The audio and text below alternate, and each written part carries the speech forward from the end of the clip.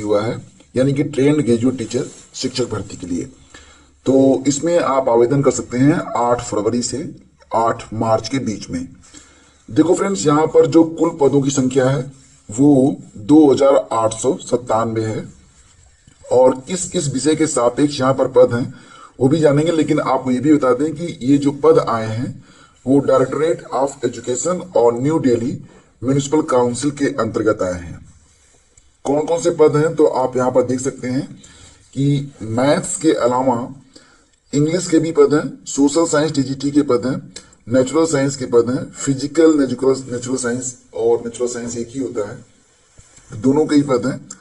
इसके अलावा हिंदी टीजीटी के भी पद हैं, संस्कृत में टीजीटी के पद हैं, उर्दू में भी टीजीटी के पद के लिए यहाँ पर वैकेंसी है, और पंजाबी टीजीटी के लिए भी वैकेंसी है।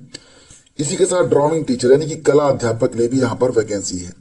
तो टोटल जो ग्रैंड टोटल है वो 2897 है। ये 60 नोटिस अभी जो है अखबारों में पब्लिश हुई है, और इसकी जानकारी आपको जो है मिल जाएगी हमारे टेलीग्राम चैनल स्टडी विद ज्ञान प्रकाश पर। दोस्तों, यहाँ पर कुछ मुख्य बिंदु मैं आप लोगों को बता देता हूँ जो लोग आवेदन करना चाहते हैं। जैसे कि अदर स्टेट के जो अभ्यर्थी हैं वो जनरल में काउंट होंगे, इसलिए जिनका सीटीटी पेपर 2 में 90 नंबर है, अगर आप अदर स्टेट के हैं, सीटेट में आपका 90 नंबर है, तभी आप यहाँ पर आवेदन करें।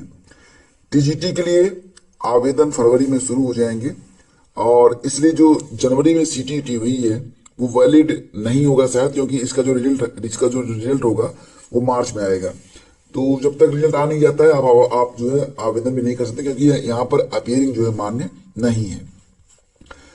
पीआरटी में 2600 प्लस की वैकेंसी की बात चल रही है, और ये जानकारी आपको कई सारे यूट्यूब चैनल दे रहे होंगे, लेकिन इस पर अभी जो मामला है बिल्कुल क्लियर नहीं है।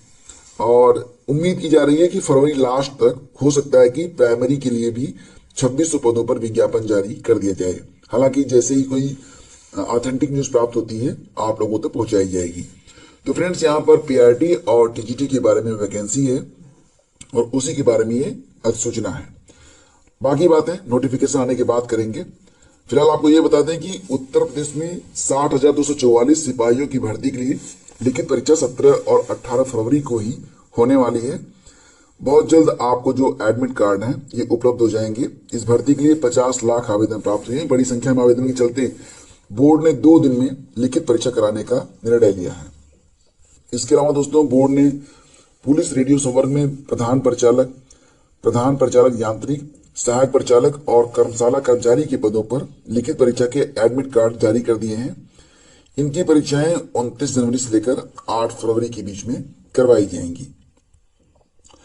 देखो फ्रेंड्स, यहाँ पर लेखपाल के रिक्त पद भरने की मांग, तो प्रदेश के विभिन्न जिलों से आए अभ्यर्थियों ने लेखपाल के रिक्त पदों को भरने की मांग को लेकर शनिवार को आजाद पार्क में बैठक की है।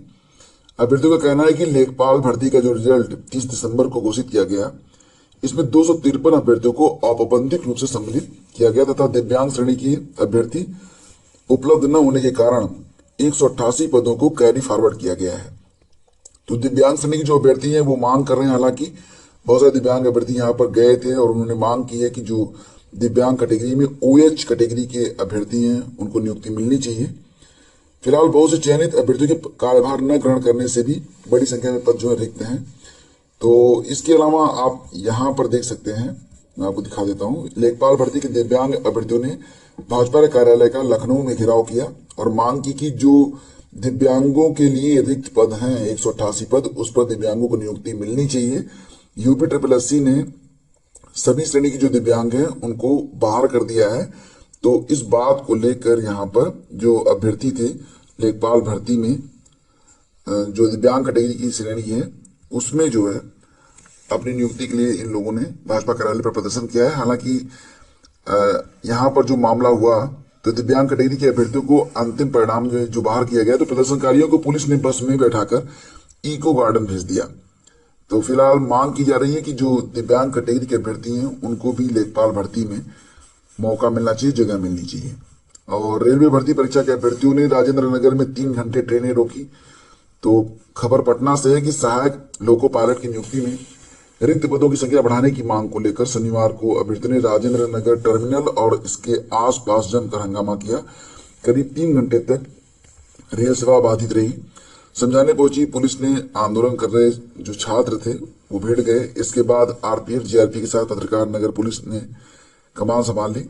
दर्जन भर अभ्यर्थियों को हिरासत में लेने के बाद हंगामा शांत हुआ। साथ ही टर्मिनल परिसर और आसपास के इलाकों में फ्लैग मार्च किया गया।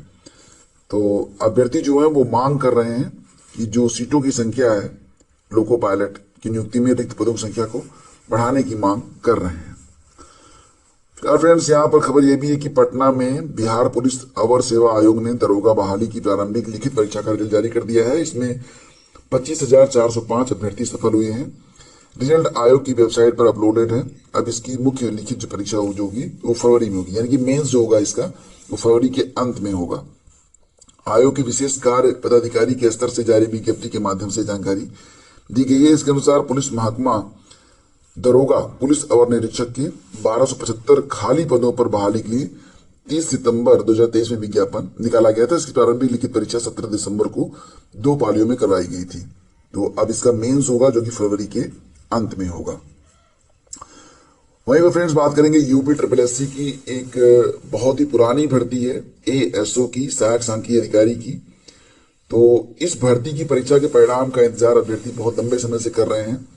26 जनवरी शुक्रवार की रात उन्होंने शर्ट उतार कर प्रदर्शन किया। चारबाग रेलवे स्टेशन के आसपास प्रदर्शन कर रहे अभ्यर्थियों ने 5 साल से चल रही भर्ती प्रक्रिया जल्द पूरी करने और लोकसभा चुनाव की अधिसूचना जारी होने से पहले इसके परिणाम जारी करने की मांग की है।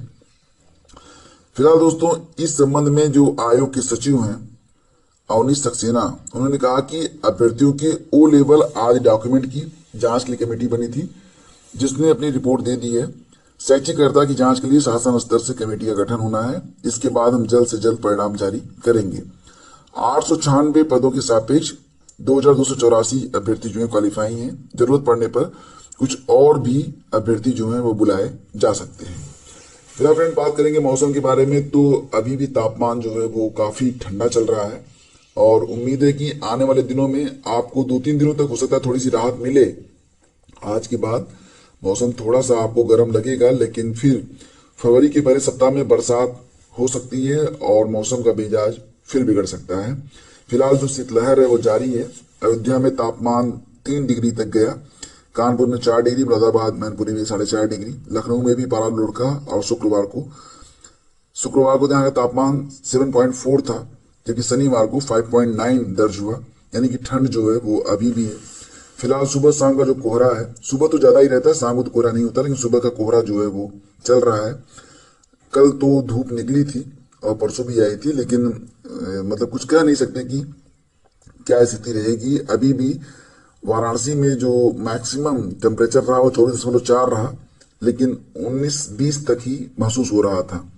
फिलहाल फ्रेंड्स अभी मतलब मिला जुला के आगे 10-15 दिनों तक आपको सर्दी सताती रहेगी। और रही बात करंट अफेयर की फ्रेंड्स, तो इसके लिए क्लासेस नहीं चल पाती हैं due to some reasons, but आपके लिए जो वार्षिकी है ये उपलब्ध करवा दी गई है। तो यहाँ पर अगर आप चाहें तो पूरी मास्टर ई बुक डाउनलोड कर सकते हैं। इसके अलावा 13 महीने का जिस्ट ले सकते हैं जिसमें पेजेस कम होते हैं लेकिन टू दी पॉइंट सारे फैक्ट रहते हैं। आरओ के लिए मैंने आप लोगों से कई बार कहा है कि अगर आपके पास समय कम है तो आप कम से कम सितंबर से लेकर जनवरी तक का जो करंट अफेयर है उसको आप जरूर पढ़ लें। इसमें ज्यादा पेजेस नहीं है, आप आराम से पढ़ पाएंगे। और इस प्रकार से ये पीडीएफ बनाई गई है कि उसको मोबाइल पे आप बहुत ही सुगमता से पढ़ सकते हैं। अगर प्रिंट आउट नहीं लेना चाहते तो भी, अगर प्रिंट आउट लेना भी चाहते हैं तो आपको ज्यादा पेजेस नहीं, आप मान चलो कि 25x5 मतलब 1 महीने का 25 पेज है तो 12 पन्ना हो गया और 60-70 पन्ने में आपको जो है पूरा प्रिंट आउट आपको मिल जाएगा। 60-70 पन्ने का मतलब हो गया कि 100-150 रुपए में। ठीक है, तो फ्रेंड्स ये थी जानकारी। अगर वीडियो आपको अच्छा लगा है तो लाइक और शेयर कर दीजिएगा। बहुत बहुत धन्यवाद। Thank you so much.